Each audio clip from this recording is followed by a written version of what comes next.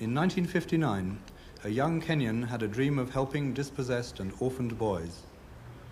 What he started in 2 tiny rondavels has grown to become one of Africa's most compelling endeavors, the Starehe Boys Center.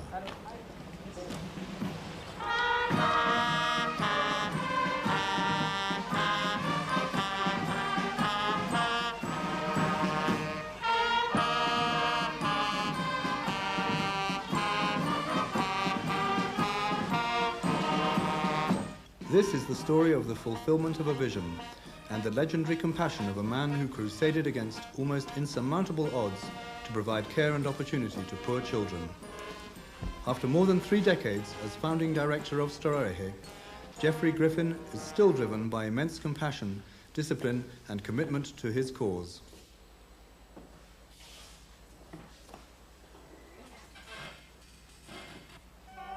When the strains of a boy bugler were first heard across the closely packed slums which surround Starehe, the centre's population consisted of only 17 waifs brought in from the streets.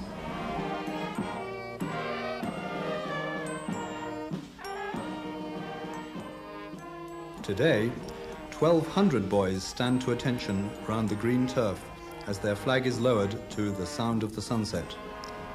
Few scars remain from the endless problems, mistrust and suspicions which characterized those first days when their predecessors took their first cautious steps out of hunger and cruelty and into a new life within a project destined to win national fame.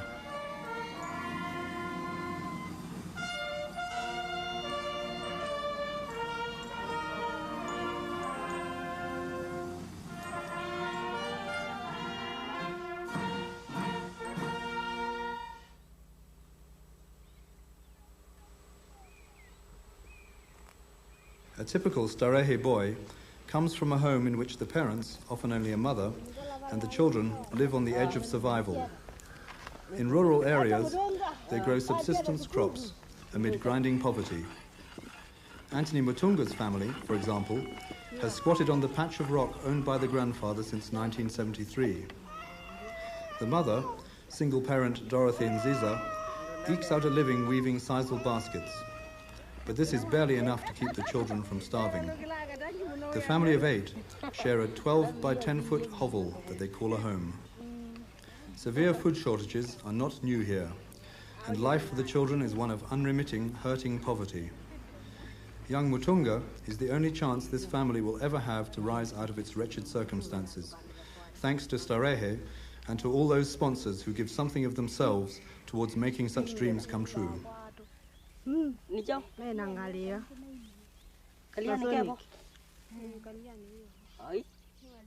While the majority of Starehe boys come from rural areas, including the deserts of the remote north, some are lifted from urban slums, giving them a way of escape from the dangers of drugs, opening better prospects for them than a lifetime of casual labor or street hawking.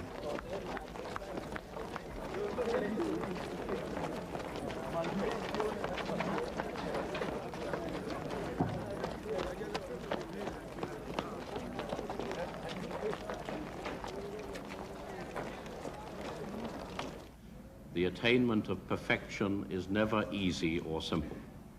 These faces represent Kenya's multiracial society. For today's boys come to Starehe from every part of the country, irrespective of race, tribe or religion. All athletes, you're asked to meet. The principal criterion is need. 3/4 of these children are orphaned or come from broken or poverty-stricken homes. Because Starehe believes that they should not be raised in isolation from the rest of society, the other quarter of the boys is drawn from normal homes, paying fees according to the means of their families. Mr. Gashui would like to meet the following tomorrow after parade. Boys meet at the music center at 2:10 p.m. in red and blue.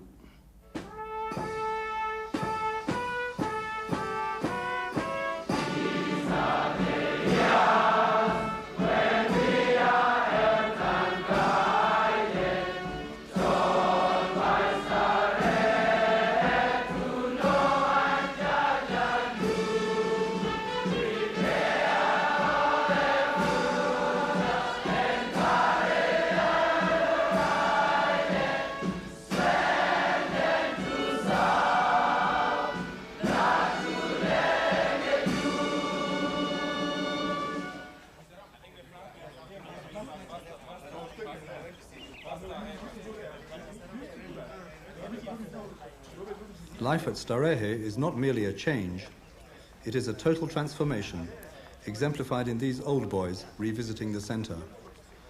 Now successful professionals, they recall their past and what Starehe did for them. I cannot forget my first day at Starehe. As I was going through the gate, I was terrified, not really knowing what to expect. But with time, I realized and I appreciated the brotherhood and the warmth that exists within Starehe. I enjoyed the system of weekly barazas. It's a pity that all schools don't have them. These barazas give boys a voice in running their lives and a forum for bringing out their worries and complaints. Real democracy. And it certainly taught me not to be afraid of speaking in front of an audience. Work. They really made us work. But there was a lot of encouragement. Every one of us was made to feel we could achieve any height if we attended to our teachers and aimed high. I remember that all of us used to be proud of the chance to be givers rather than takers. In my own case, my experiences among the sick led me in the end to take medicine as my career. Looking back, I think one of the most important things is as we grew older, we were entrusted with responsibilities, real responsibilities in helping to run the center. We took this seriously, and this proved to be a foundation which helped me later in my business life. Although Starehe relies heavily on overseas aid, Kenyans too continue to play their part. The Kenya Shell and BP companies have given annual grants to the centre throughout its entire existence. Donations and sponsorships provide the recurrent funding that keeps Starehe's places free to destitute boys. The Save the Children Fund of the United Kingdom has been the centre's most generous supporter for over 30 years. Later, the Save the Children funds of Denmark, Sweden, Austria, British Columbia, New Zealand and Australia joined in.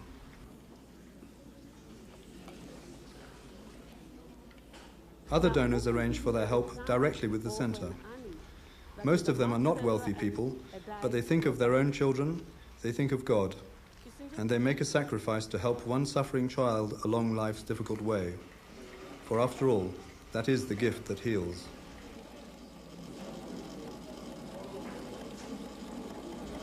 Such dedicated support is interposed by discouraging moments. At Starehe's beginning, a high-ranking education official opposed it, saying that it was a waste of time to try to educate poor boys. He could not have been more wrong. The centre's academic success has been spectacular. Its boys achieve the highest examination honours in all Kenya. Each year, around 90% of them win university places. Even those who do not go to university are eagerly sought after by employers, who have come to value the character training that the centre bestows on its sons.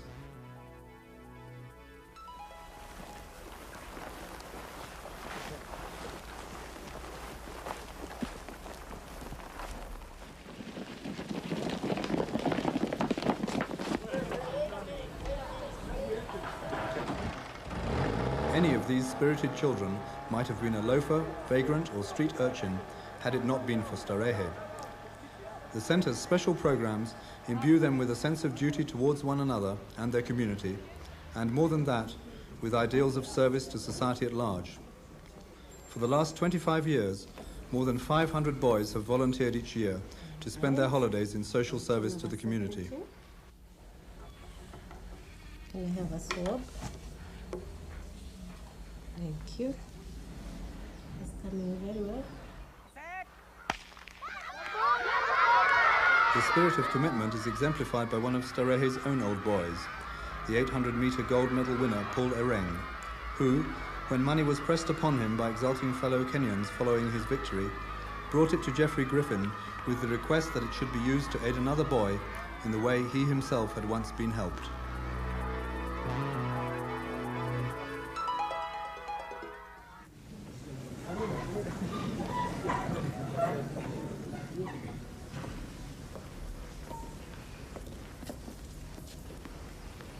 Good evening, my sons.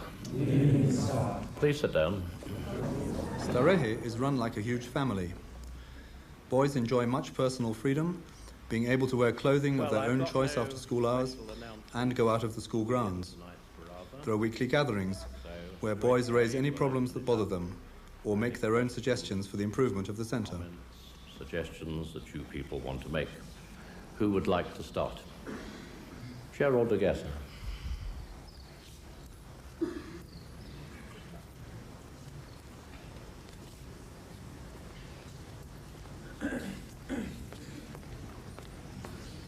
We understand that, sir, that you give us the 80-page exercise books, that's the fourth formers, because you feel it is the most convenient and economical.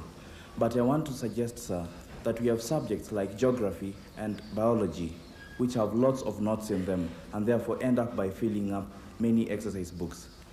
I would like to suggest that it would be a good idea, which would be economical and also most convenient for us fourth formers, if you gave us the 200-page exercise books for such subjects. What do you think, sir?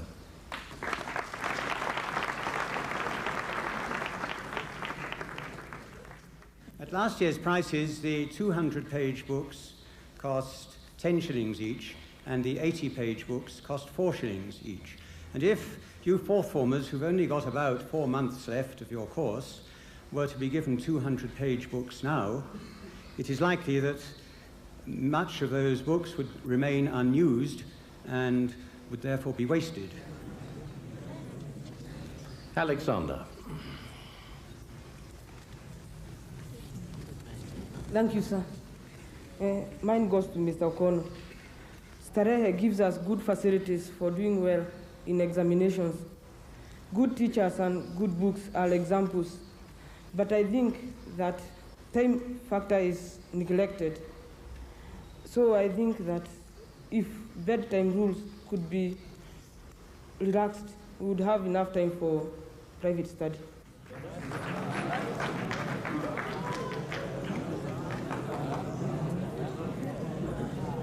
Well, I'd agree with Alexander that you've got good teachers, good books, and other facilities which are quite good.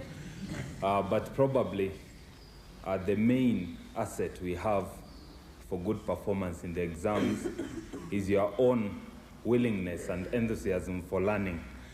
Lack of sleep, it's been proven, increases your susceptibility to anxiety, stress, depression, all of which, of course, would undermine your ability to perform well in the exams. So we do not think there's any benefit in relaxing bedtime hours, and we believe that if you utilize the time available adequately, you'll certainly perform well.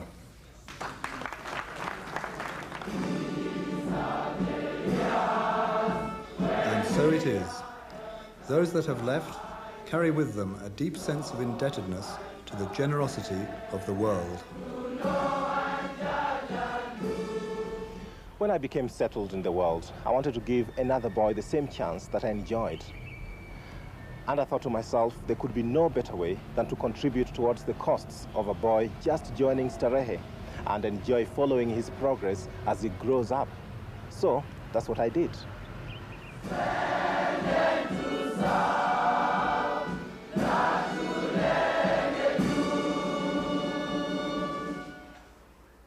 Creating Starehe has been a joyous adventure.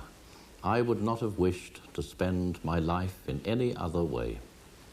The Almighty has blessed me greatly through the host of donors and supporters who have come to my aid across the years. I thank them with all my heart on behalf of the thousands of youngsters we have been able to save through their generosity. But what of the future? For many years to come, there will be countless boys who are trapped in poverty, unable to escape from hunger and want, unable to afford education. Starehe has every facility to alleviate their suffering, to foster their talents, to enable them to become self-supporting, aid their families, and contribute to the development of their country. One thing alone is lacking: the continuous recurrent funding that will keep the centre's places free to those who cannot pay.